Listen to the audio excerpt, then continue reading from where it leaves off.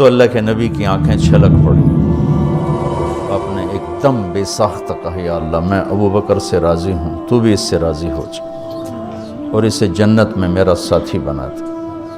تو اسی وقت جبریل اترے اور آ کر کہا یا رسول اللہ، اللہ تعالیٰ خوشخبری دے رہے ہیں کہ وہ آپ کے ساتھی سے راضی ہو چکے ہیں اور جنت میں یہ آپ کے ساتھی بھی ہیں. دیجا ایام کی تلخی کو بھی ہنس کے ناصر، غم کو سہنے میں بھی قدرت نے مزہ رکھا ہے. 27 صفر اور ستمبر کا مہینہ تھا، تو 622 عیسوی تھی.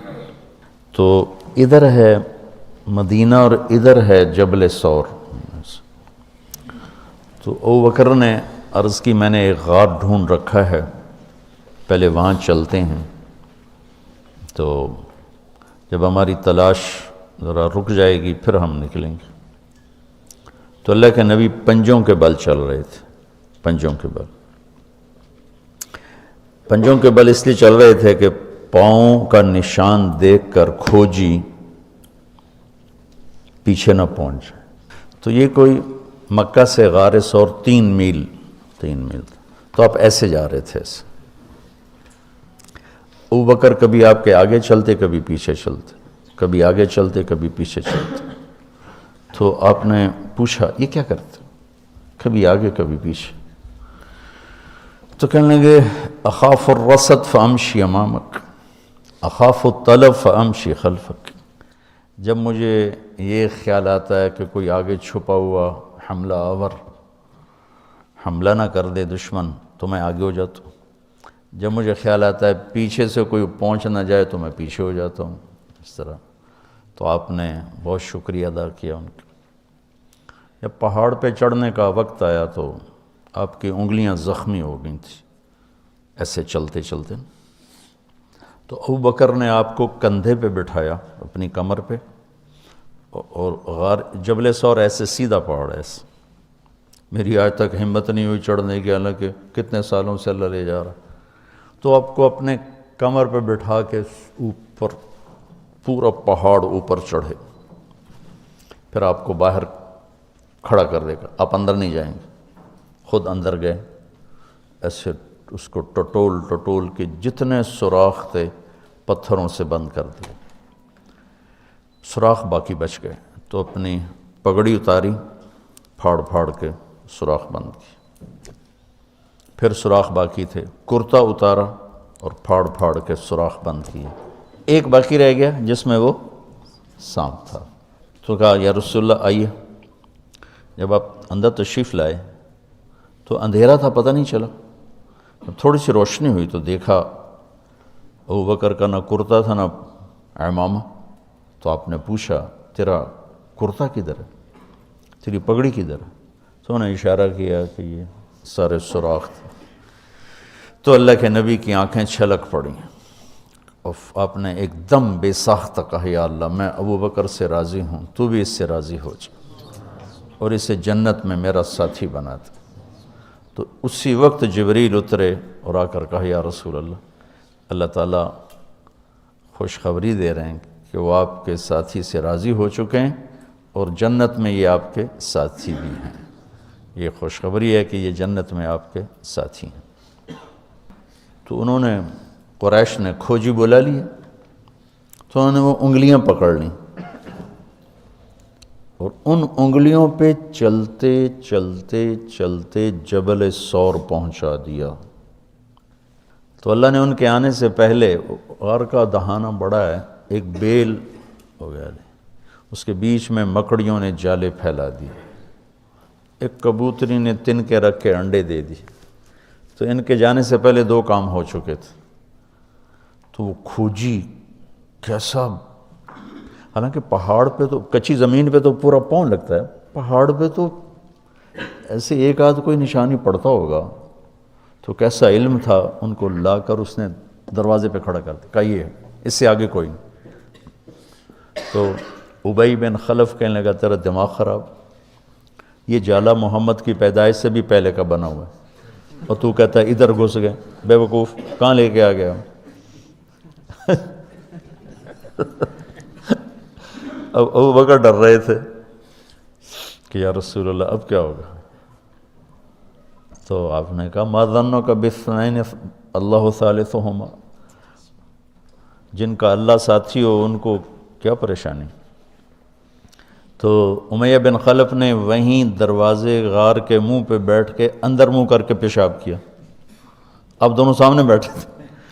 تو آپ نے مسکراتے ہوئے فرمایا دیکھو اگر یہ ہمیں دیکھ سکتے تو یہ یہاں بیٹھ کے پیشاب کرتا. تو انہوں نے آرام سے وہاں پیشاب کیا، وہ سامنے بیٹھے تھے دونوں. اللہ نے بیچ میں پردہ ڈال دی. قرآن ابوبکر صدیق کے اندر کے جذبے کو بتاتا ہے. لا تحزن، لا تحزن. قوم موسیٰ جب سامنے پانی اور پیچھے فرعون، تو ان کے جذبات کی ترجمانی کرتا ہے انا لمدرکون، انا لمدرکون. 40 برس کی صحبت اٹھائی ہے دو نبیوں کی، ہارون اور موسیٰ. وہ کلیم اللہ ہیں، پہلے رسول کلیم اللہ. رسول تو ان سے بھی پہلے تھے، کلیم اللہ پہلے کلیم اللہ ہے. اور 4 بڑے انبیاء میں سے ایک ہیں، ابراہیم، موسیٰ، عیسیٰ، نوح، اور 5ویں ہمارے نبی سب سے بڑے. تو جب آگے سمندر اور پیچھے فرعون، تو ان کو اپنے نبی کی کوئی فکر نہیں رہی، نہ موسیٰ علیہ السلام نہ ہارون. انا میں غور کرو اور لام پہ غور کرو. ایک انا اور لام، اس کا ترجمہ میں یوں کیا کرتا ہوں کہ کہنے لگے موسیٰ تو نے مروا کے ہی چھوڑا ہمیں،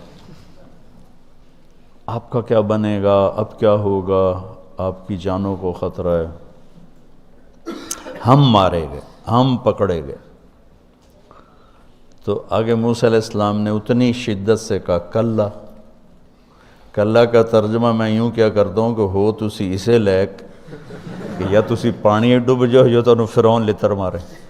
لیکن ان معی ربی، میرا رب میرے ساتھ ہے، مجھے بچائے گا تو میری تو فعل تم بھی بچو گے. تو انا لمدرکون ان کے ذہن کی عکاسی کرتا ہے، پستی ذہن کہ صرف اپنی پڑ گئی. اور لا تحزن عکاسی کرتا ہے کہ ابراہیم، ابوبکر اپنی جان کا اگر خوف ہوتا تو لفظ آتا لا تخف. انہیں غم لگ گیا اپنے نبی کا کہ اب میرے نبی کا کیا ہوگا. تو حزن اپنے لیے نہیں، اپنے دوسرے کے لیے. آپ کی اب آپ کا کیا بنا، اب میرے نبی کا کیا بنے گا. اس کیفیت کے لیے قرآن نے اس میں عظمت صدیق ہے. لا تحزن، کہ انہیں اپنا کوئی فکر نہیں تھا، انہیں فکر پڑ گیا نبی کی. تو انہوں نے کہا ان اللہ معنا، اور ان اللہ معنا صدیق کو بھی اپنے ساتھ لے لیا. تیرے میرے دونوں کے ساتھ اللہ ہے، فکر. موسیٰ علیہ السلام نے صرف اپنے آپ کو لیا ان کے اس جملے کی وجہ سے، ان معی ربی، میرا رب میرے ساتھ. تو یہ یعنی اس امت اور اس امت کا فرق میں آپ کو بتا رہا ہوں کہ دونوں لفظ قرآن میں ہیں. سبحان، کیا کمال ہے. اور میں سوچتا ہوں کتنے پست عقل لوگ تھے، اتنے معجزے دیکھ کر 4 قدم چلے تو کہنے لگے اجعلنا الہا کما لہم آلہہ. بالکل ہی بدھو تھے. اور اللہ کے نبی فوت ہوئے اور ابو بکر کا خطبہ سنو. من کان یعبد محمدا فإن محمدا قد مات ومن کان یعبد اللہ فإن اللہ حی لا یموت. وہ کہہ رہے ہیں اجعلنا الہا کما لہم آلہہ. موجودگی یہ انبیاء، 2 انبیاء کی موجودگی، اور یہاں وہ دنیا چھوڑ چکے ہیں اور ان کا ایک ادنا خادم اعلان کر رہا ہے من کان یعبد محمدا فإن محمدا قد مات ومن کان یعبد اللہ فإن اللہ حی لا یموت. بیجا ایام کی تلخی کو بھی ہنس کے ناصر، غم کو سہنے میں بھی قدرت نے مزہ رکھا ہے.